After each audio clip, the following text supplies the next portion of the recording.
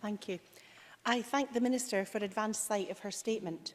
We welcome the national standard and the adoption of the Scottish Conservatives' provider neutral principle. Listening to the Minister's statement, you would think that all is going well. But in truth, the rollout of this policy is in trouble.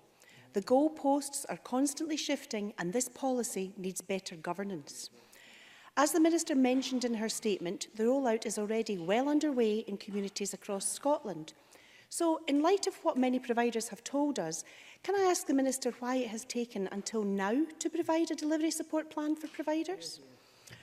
Also, in the operating guidance published by the Government yesterday, it is stated that to receive funding for provision, private providers must adhere to the national standard whilst also committing to work within the parameters of the local authority's model of delivery.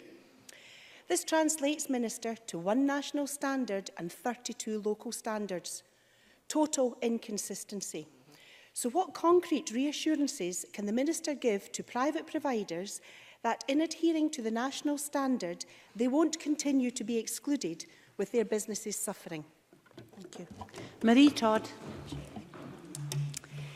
I welcome the support from the Conservative Party for this expansion. I absolutely I'm delighted to receive it, actually. I can assure you that there is very strong governance around this, and as I said, we've published information today on the website which shows progress on delivery for this expansion. As you mentioned in your question, 11,000 children are already benefiting from this. And I see and I hear stories everywhere I go, every visit I go on, where somebody is receiving 1140 hours already.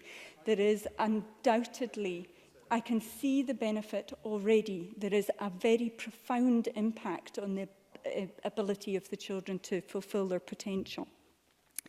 In terms of adherence to the national standard, there will be, let me be absolutely clear on this point, that by 2020, when this is fully rolled out, the only standard that funded providers will have to adhere to is the national standard. And that standard was developed with the support of partner providers and with full commitment from COSLA. That's the only standard. There will be no extras. And as I mentioned at the meeting that we held with partner providers where this concern about extra standards being applied was raised, I would be very grateful if partner providers and members across the chamber could contact me and give me information if they hear of that occurring. Now, we recognise the scale of the challenge ahead in the programme that we committed to in building these actions, and undoubtedly there is a challenge and it's an ambitious plan. It's going to be challenging to deliver, and that's why today with the delivery support plan for providers we've put in place a number of actions to support the financial sustainability of providers. 100% business rate relief already happened, but through the multi-year funding I expect to see the rate going to partner providers increase over the next year and increase again right up to 2020.